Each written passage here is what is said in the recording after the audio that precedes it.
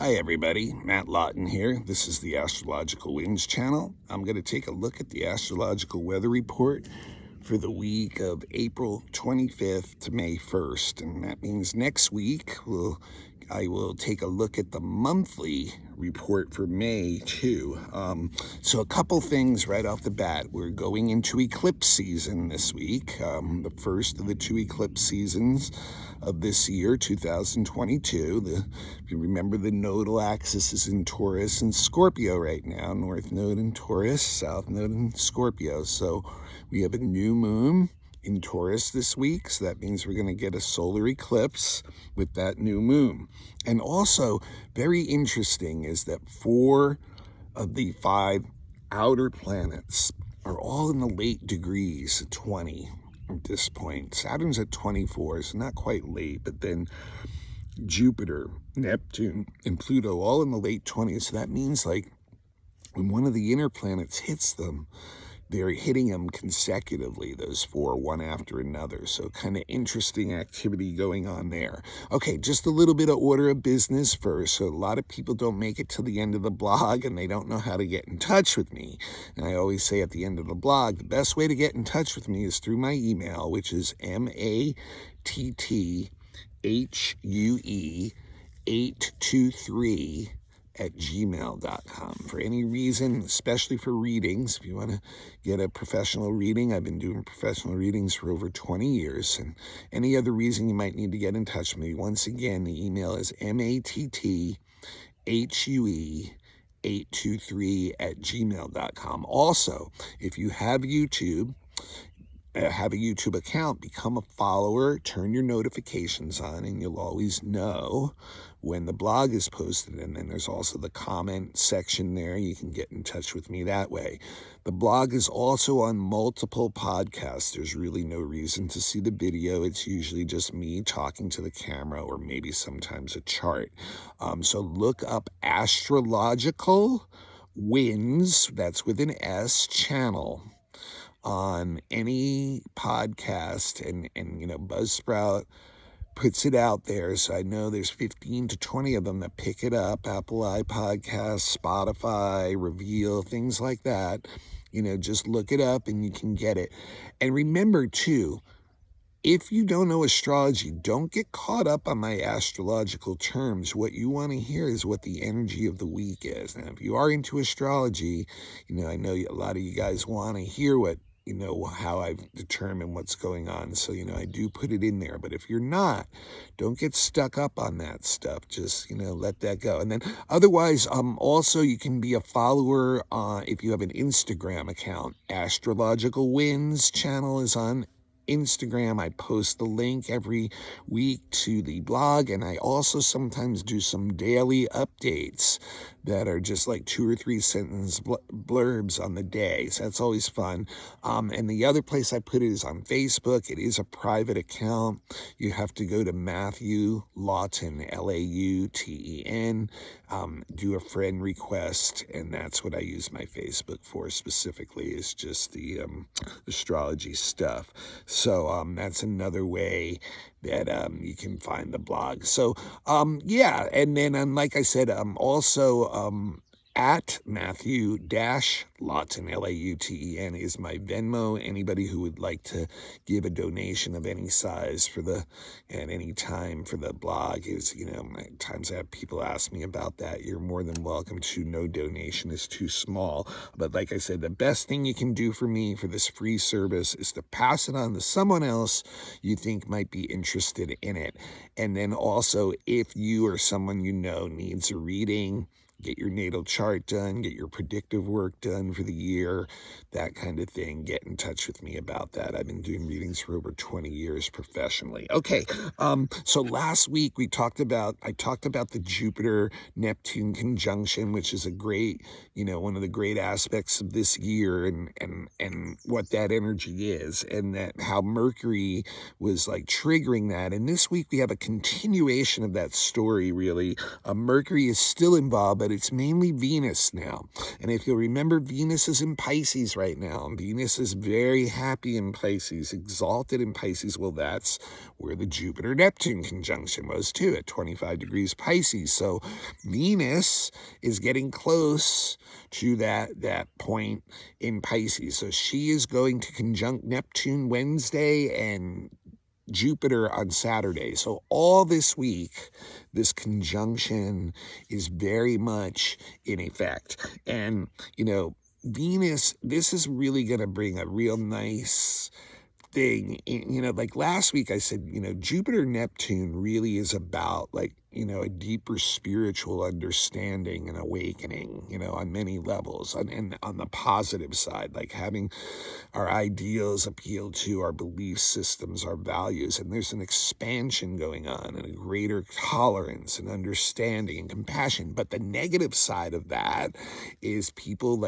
getting so entrenched in whatever belief system they are, and really almost going to war over it, and us versus them attitude. So Venus going into Pisces, I think, is going to really help the positive side of this, through relationships. It's really going to help us to understand ourselves better, to bring ourselves self-love because of a deeper compassion and understanding for others in our lives and for the human condition itself. So it's really an opportunity to see through relationships,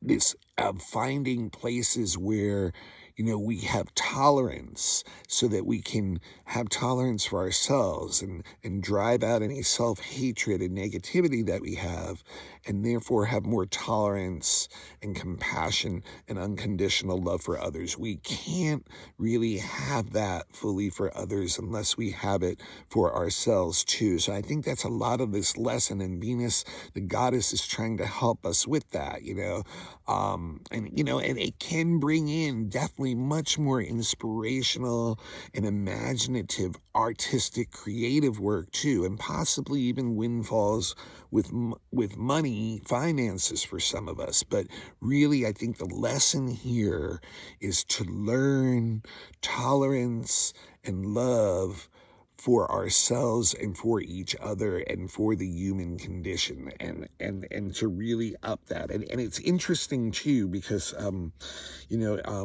and it can help us to see just beauty in life and in our surroundings, and wanna make things more more artistic, creative, also not passive, but just relaxed and mellowed out and not so edgy. So it really wants to beautify things that are around us. Now, the conjunction to Jupiter is just taking the two most beneficial planets and taking them and putting them together right on top of each other. So in many astrologers consider Venus conjunct Jupiter the single most beneficial aspect that there can be, because it brings good luck and benefits in some ways. Sometimes that can be monetary, but it reaches across all parts of our life. So it can really bring us greater understanding, better relationships, expanded life, personal growth experiences, more artistic creativity and expansion of our values. So it really, helps feed it. And to top that off, Mercury, which was sextile Neptune yesterday on Sunday, will also be sextiling Jupiter this week.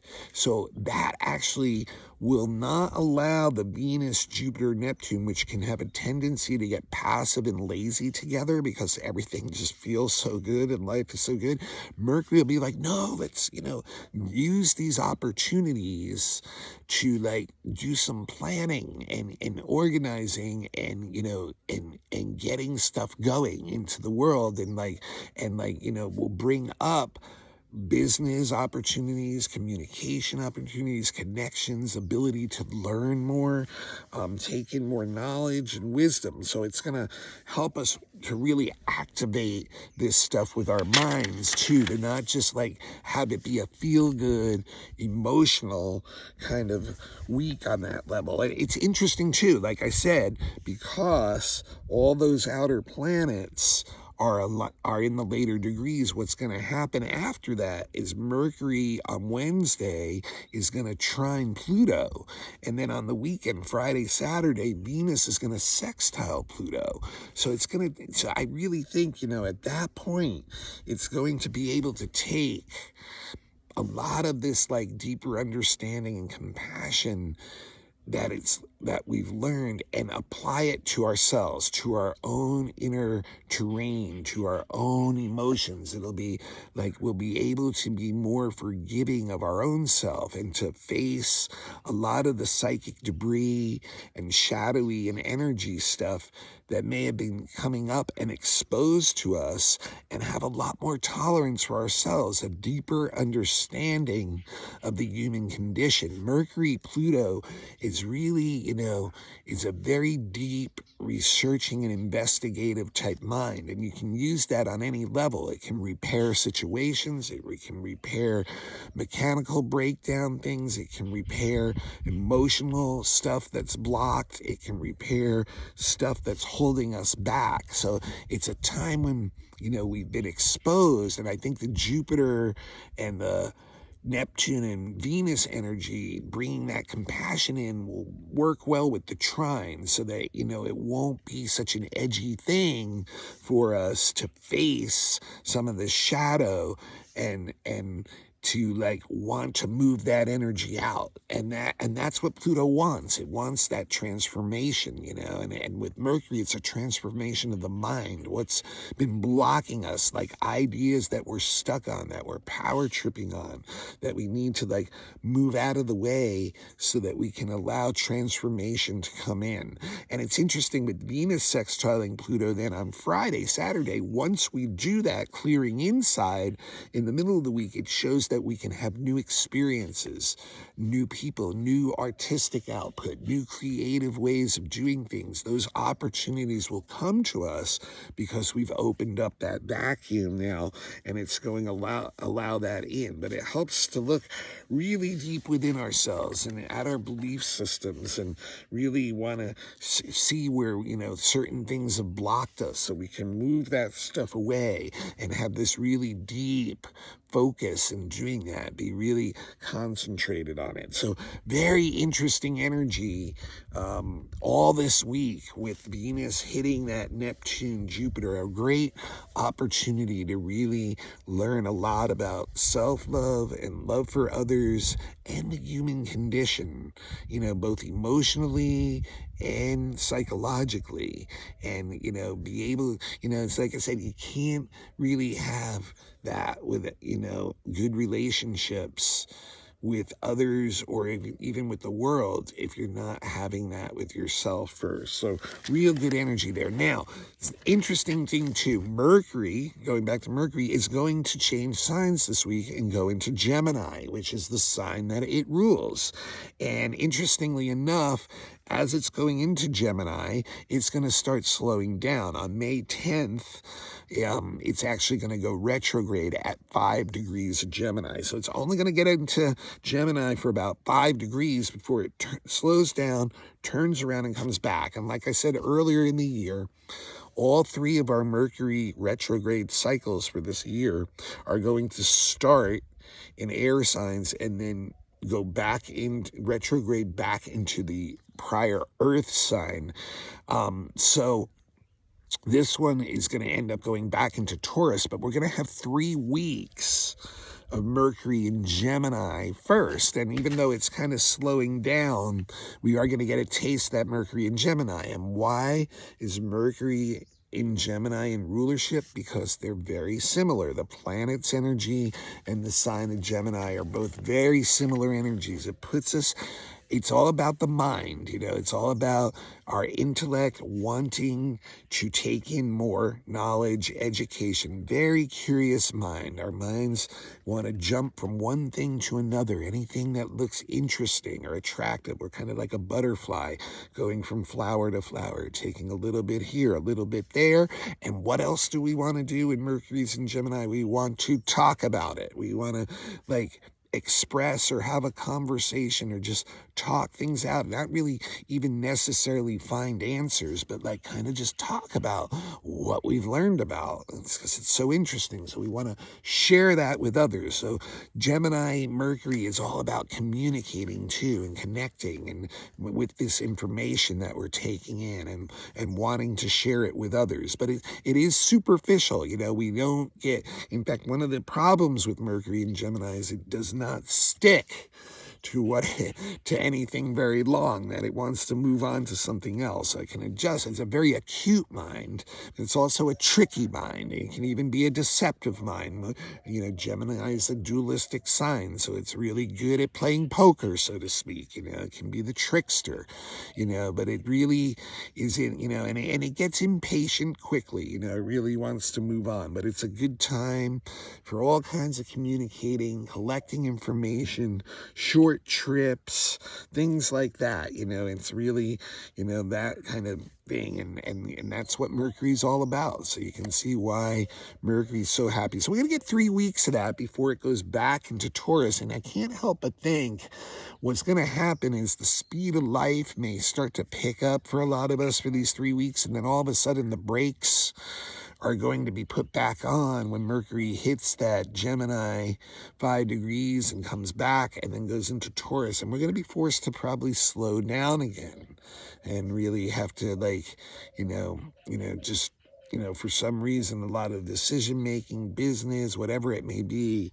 will be forced to slow down during that period. Now, interestingly enough, too, speaking of Taurus, the asteroid Pallas Athene also is changing signs this week, and she's going into Taurus. And just like Mercury, she's very much an intellectually driven energy that she represents. So when traditionally, since we've been using these 4 major aspects, when Pallas goes into Taurus, we see a lot of movement in the ecological and environmental movements, things that having to do with the land. So there's a lot of those kind of issues going on right now too. So you may see some strong movements to try to protect the earth, the resources, the land more.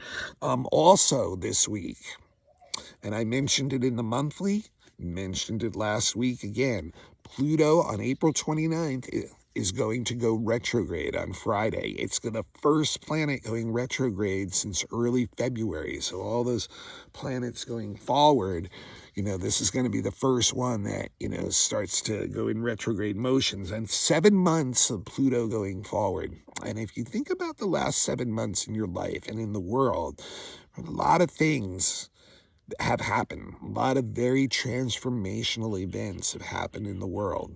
And most likely some very transformational events have happened inside you too, or to you. And it's triggered a lot of deep emotional stuff inside. It's given us a chance to look at some of our shadow, our fears, the emotions we block. So these next 5 months, we're going to get to chew that stuff over. We're going to really get to look at what we did in these last 7 months and what that ultimately means and what we need to really chew over and purge out so that we have the ability to transform and change. So there may be some heavy chewing going on about a lot of that stuff because the last 7 months in the world, and for a lot of individuals, has been some very heavy times. And interestingly enough, too, this week, as Pluto comes to a standstill, it's going to be squaring Pallas before she goes into Taurus, too. So that aspect is going to be stamped on this whole retrograde period. And what does that mean? It means that the stuff in our psyche that we're really looking at is mental creative blockage. There's concepts that we are mentally or intellectually attached to that are blocking our creativity on some level. And that's what we need to look at. And actually sexuality too. That there may be stuff in our mind, conceptual things in our mind that are blocking our ability to have, the most fulfilling sexual experiences that we can have too. So those are going to be two things that we really, going to chew over the next 5 months about like things we may have been exposed in ourselves these past 7 months that, show how we're blocked creatively or sexually or somehow, and ways that we can maybe start to work on that. And then something else I also mentioned in the monthly real quick, and it's pretty obvious, what it is here, is that both Neptune and Saturn hit Ceres this week, the asteroid Ceres, which has to do with nurturing resources, getting what we need, our needs met. And Neptune, which is the ruler of oil and gas, is squaring Ceres. So it's really showing the stress point of like the inflation, the economy, and a lot of our needs under stress right now. Our energy needs, our food needs, and, prices going up, supplies going down.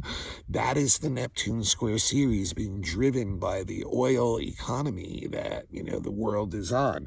So Saturn trining Ceres is having us all having to be cut corners to basically, tighten the ship with our supplies, with our money, with our currency, with our, with our resources, and, become maybe more conservative and, just more adept at using what we have and focusing more on what we need rather than what we want. So very interesting that that's all peaking right now too during this crisis of energy and inflationary prices, and a lot of the things that Ceres represents, the needs that we have, like to live under a lot of stress. So, okay, the eclipse is the big thing, though, of the week. And that is on Saturday. It's a new moon solar eclipse at 11 degrees of Taurus. It is conjunct Uranus.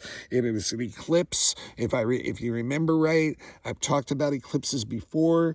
There are a series of eclipses. They happen every 18 years. They were born at one pole or the other, and as time goes on, they start as a small partial eclipse. They move towards the equator every 18 years. That eclipse repeats, and around the 600 years into the 1200-year cycle of that eclipse, it hits the equator. It's a full eclipse, and then eventually it starts to go down or up to the pole that it wasn't born at and slowly disappear. Well, this eclipse is a very old one.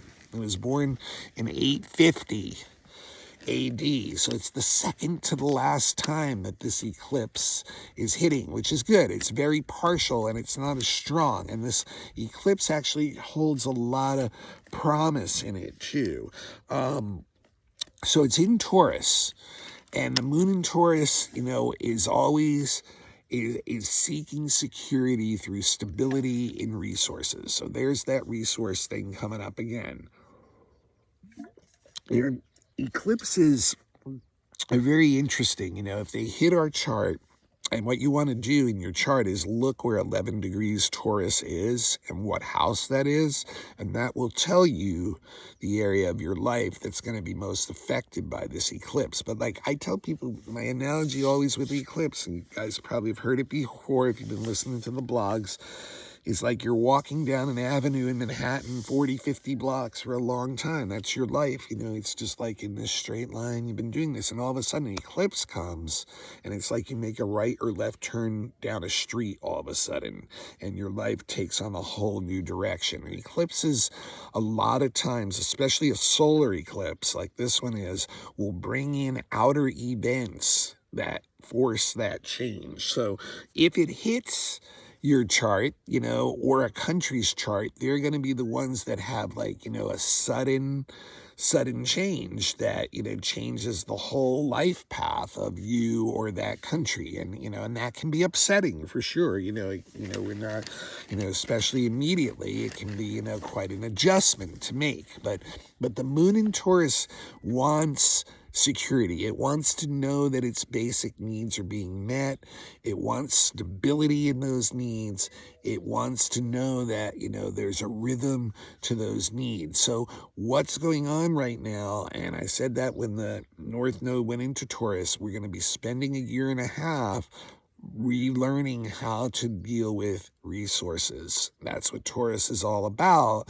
And that's what this new moon is probably going to be about. It has a lot to do with having to maybe make new beginnings and new ways of getting resource. And that is probably an adjustment to the way the economy in the world is going anyway, that we're having to make those adjustments. Now, interestingly enough, it's conjunct Uranus. So, Uranus and Taurus energy are very different. Uranus is all about sudden changes and, kind of like, very quick motion forward, whereas Taurus is just this slow, stubborn, very slow to change type of energy. And yet, what's interesting about this is what I think it's saying in this new moon is this is an opportunity to bring out something that's very unique within you to become part of the equation about how you get resources, that maybe nothing's too weird at this point. Like, the most unique thing about you may have some beneficial way of adjusting or changing the way you get resource or some of your resources that will help make some new beginnings in that area. And what does that also feed? Something else that Taurus needs a lot of, and that is self-esteem. It helps us feel better about ourselves, more confident that we can handle whatever situation comes up. Now, interestingly enough, too, in the birth chart of this eclipse in 850 AD, it talks about a lot, that chart, about having to, stabilize certain situations and by having to have a commitment to it, even if like everything around that situation is unstable, that you may have the key to the stability. So that really feeds in to that energy of the moon conjunct Uranus too, that individual somewhere has that ability, has that gift, has that talent, that uniqueness somewhere to be able to make these adjustments. And, and it can be, like I said, it can be an upsetting thing, It's interesting too, that eclipse also in 850 had a lot to do with dealing with authorities and control issues too, which, maybe that's what the Uranus here in this one is trying to break from, is like a lot of the things that, that we have been spelled out for us in the normal way of getting resources, which, Taurus has that conservative, traditional energy, is not really working anymore, despite, authority wanting us to do that. So we're having to make these adjustments ourselves. But that conjunction to Uranus is showing that, a lot of these old rules are not working anymore, having to do with resources. So we're going to have to think out of the box. We're going to have to find a different way to do things. And that, there's not the stability that we once had in those areas, and that we're going to need, and it can be triggering emotionally. Now, interestingly enough, too, this full moon, or this new moon, is sextiling Mars too. So that's a really good thing, because that's going to give some drive and motivation to move forward. And to, because sometimes like Taurus can get bogged down. So it's like, so this is going to give this energy, the motivation to move forward, and the opportunities may come up because of that too, because you start moving forward, the universe responds to that energy, and we'll start to try to find. So it's almost like it fits in with the age of Aquarius too, because it's almost like this new moon's asking each person to find maybe the single most unique thing about them and inject it into the way they're getting some of their resources, their money, their way of surviving, because maybe that unique thing is what this age needs each of us to do to get to that age of Aquarius and take the whole thing up to another level. And so very interesting. And then even to top that off even more, now remember I said Venus was conjuncting Jupiter on Saturday, right? Well, Venus is the ruler of this new moon, very strong in Pisces, and the conjunction is within 2 minutes of the new moon. So the ruler of the chart is in extremely beneficial position. It's so extreme that making this change may be easier than any of us actually think it is individually, and that the universe is just waiting to respond to that there's gifts out there, that there's benefits out there. And you know what? It may not even have to be something that's difficult to go for. It may come right to you. And all you have to do is take it. So really beneficial possibility on this new moon, despite it being an eclipse. And I know that, an eclipse hits someone's heart and, some outer event comes that really shakes your life up. It could shake up a lot of stability in your life with resources. But it also seems like this new moon is one of those ones that's impregnated with beneficial opportunity in honoring what is the most unique thing in you, and where that can actually help be paid off ultimately in the physical world with our material needs and with our emotional security needs of just feeling like we can do this. I can do this. I can make it through, whatever the situation is. I have the ability to make it through this to get what I need. So real interesting eclipse this week, and like I said, look at the house that it's in, and if anybody actually needs, a little eclipse reading, that can be done too, 10 minutes, probably $10, $20, $25, something like that. Just like I said, get in touch with me. So, all right. So yeah, that is our week. Next week, we'll definitely do the monthly too for May. And I know that Mercury retrograde's coming up, so be prepared for that. This is Matt Lawton. This is the Astrological Winds channel. It's on YouTube. It's been a blog that was prior to YouTube on podcasts, and a written blog prior to that. So it's been going on a long time. I've been a professional astrologer since 2002. I give all kinds of readings. I recommend getting a birth chart reading first, understanding the energy that's in your chart that never leaves you. Every year, get a predictive reading too. It's very much like this weekly reading that I give for the world, except it's just for you, so that you understand how that energy is working this year for you. Also do relationships charts, children's charts, election charts if you need the best timing for an event like a wedding or starting a business or something. Horary questions if you have something that you really need to find an answer to, a yes or no answer to, that you just have not been able to figure out. Also do relocation astrocartography if you're looking to move to another place, or where, the most beneficial places on the planet for you to be could be. Those kind of readings are available too. Fixed star readings for deeper soul purpose. And I also have classes available for beginners. There's 5 of them. They're $25 a class, or $20 if you are a student. And they're available on Dropbox. I'm also available for all kinds of lectures or events. All those things. Best way to get me, once again, is the email, matthue823@gmail.com, or look up Astrological Winds channel on YouTube, become a follower, or on a podcast, or on Instagram or Facebook, and then you can just message me through there too.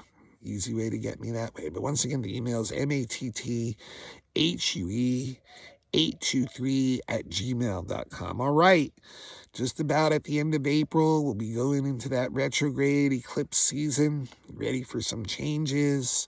Like I said, having a lot to do with resources. And until next week, this is Matt Lawton. This is the Astrological Winds channel.